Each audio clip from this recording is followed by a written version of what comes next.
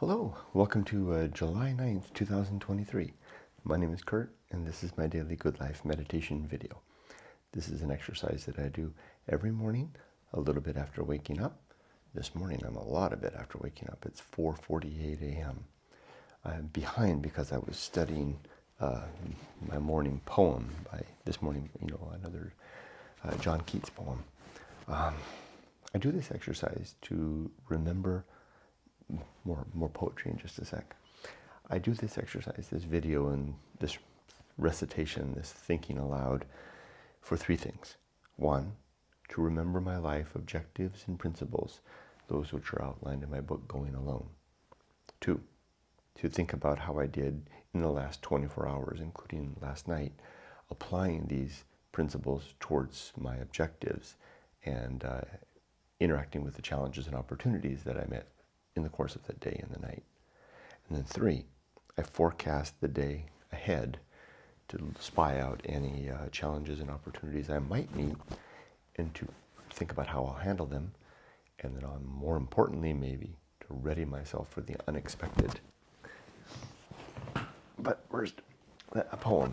I want to read yesterday's poem again because I find that giving it 24 hours to soak into my head helps me to understand it, and this was certainly the case in this one. Yesterday I read a three-part poem called In Drear Nighted December.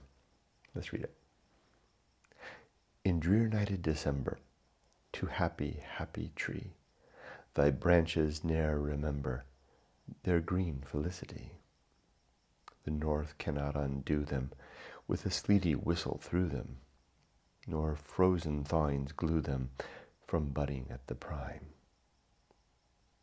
In drear nighted December, to happy, happy brook, thy bubblings ne'er remember Apollo's summer look.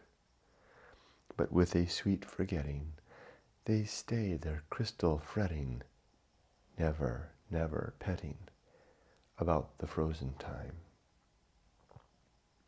Ah, would 'twere so with many, a gentle girl and boy, but were there ever any writhed not of past joy, the feel of not to feel it, when there is none to heal it, nor numbed sense to steal it, was never said in rhyme. I get it more than I did before. And I really like the first two parts there. He's talking about the setting is winter, and the tree, the happy, happy tree that is all locked up for the winter, it does not remember the green felicity of summertime and spring and summer. And the north winds cannot undo with the sleety whistle through the branches, nor frozen thawings glue them from budding at the prime. It's coming back. So the tree does not regret the past summer, nor can the winter hold it back from coming back in the spring. The second part talks about the happy brook. Likewise, doesn't fret or think about the last summer's tinkling waters, nor can the frozen nature of winter steal it from that coming back. The third one, though, not so with a young boy and girl who cannot forget their love of the last season that that lingers in their head and causes them the pain of the loss, the thinking of it. How interesting, the natural quietude of winter and forgetting, and then the spring comes back. But humans, we endure whatever remembrance and pain throughout. Very nice poem. I like it. The next poem that I'm going to read is called Nebuchadnezzar's Dream. And the setting for this poem this is an example of where it's really good to read the Bible as a way to understand beautiful literature.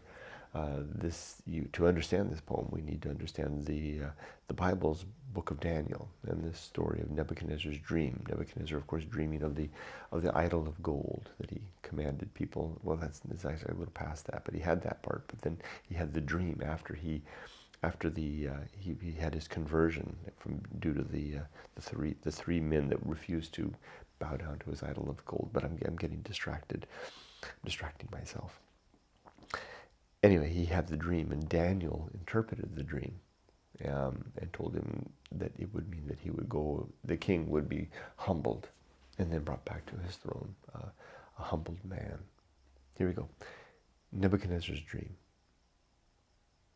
Before he went to live with owls and bats, Nebuchadnezzar had an ugly dream, worse than a housewife's when she thinks her cream made a pneumatia for mice and rats. Pneumatia being what the Romans used to do in their games, flooding a basin to create an artificial pond for a navy to have mock battles, right? So imagine mice and rats, drinking at the cream of a housewife had set aside overnight, and how upset she would be to discover that. And Nebuchadnezzar was even more upset about his dream.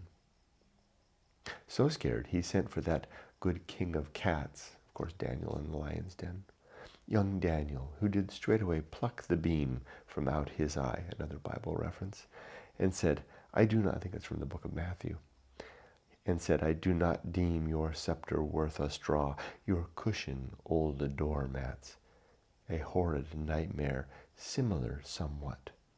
Of late has haunted a most valiant crew of loggerheads and chapmen, we are told, that any Daniel, though he be a sot, can make their lined lips turn pale of hue by drawling out, ye are that head of gold. Now that's where we have to remember the story about the three men and the head and the gold, that the king had created the gold idol and demanded everybody to bow upon it. But then he was shown that that was not the true God. So this is a really good poem, but it's deeply steeped in the Bible. One really needs to understand the Bible both the Old and New Testament, to really understand that poem. We'll study it some more, and I'll read it tomorrow. But for now, the good life. So how did I do yesterday? It was a great day yesterday. Got all my stuff done, did all my things, my chores, updated my journal. Did my good life reading. Started going alone reading at the beach. Cleaned the house. Went shopping with my wife. Went swimming at the beach in the afternoon. Had a really nice evening playing guitar with the dogs out as the sun went down, trying to eyeball Venus coming out of the azure sky, the azure sun, Southern California sky. Had a great dinner with my wife. Went to bed and slept really well. A little warm last night, but it's okay. Ambushed by anything? Not necessarily. Yesterday I was walking secure yesterday. For some reason I had a really heightened sense of apathy yesterday, recognizing where the scope of my control was. And it was almost like, I felt like maybe a little like Nebuchadnezzar, waiting for to be humbled from my sense of self-control. Curious thing, that. Let's do the good life. My 7 objectives are as follows. 1, to be always ready to die, to have my affairs, my relationships, and my life's work in order. 2, to make good and effective use of time, not to waste my days. 3, to develop and maintain good and sound life principles. 4, to cultivate good emotional reactions. 5, to perform good actions. 6, to recognize true limits and true opportunities. And 7, to do just one thing at a time, and do that thing slowly and deliberately and carefully. Now, my 34 principles, which are the instruments that I use in pursuit of the objectives I just enumerated. My principles are, and you can read about them in Going Alone, which is available on Amazon.com. 34 are war, reason, homunculus, anchor hold, home of good and evil, purpose, atomic principle, principle of nature, the pirate ride, maturity, the social principle, the principle of family, public speaking, temperance, life will not go well, the horror show, that which must be borne, the feast of offal, distraction, agency, and the great indifference, the best seat in the house, the restless man, the path of wildness, the great life adventure, the risk of avoiding risk, sin and damnation, complete oblivion, the season of philosophy, script writing, the bull's-eye aim, the uphill climb, arena and utility, nothing is enough, and the principle of fun. I think I got them all, and I think I got them all in the right order. Okay, now what remains is to think about the coming day. It's a Sunday. My chores are done. Our shopping is done. It's our free day. So I'll take my wife out for a nice lunch today. I enjoy doing that. I enjoy finding a place and surprising her with it. She's asleep, so I send her a text message to wake up to, telling her, giving her hints about what the lunch might be. She doesn't know. It's my little treat on Sundays. I finish all the things I need to do in the morning now. I'll take care of my dogs, and then I'll settle down to try to read the last chapter of 2 Years Before the Mast and finish that book today. And then I get to start a new book this afternoon.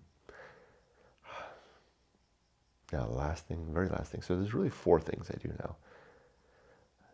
Think about, 5 in this exercise.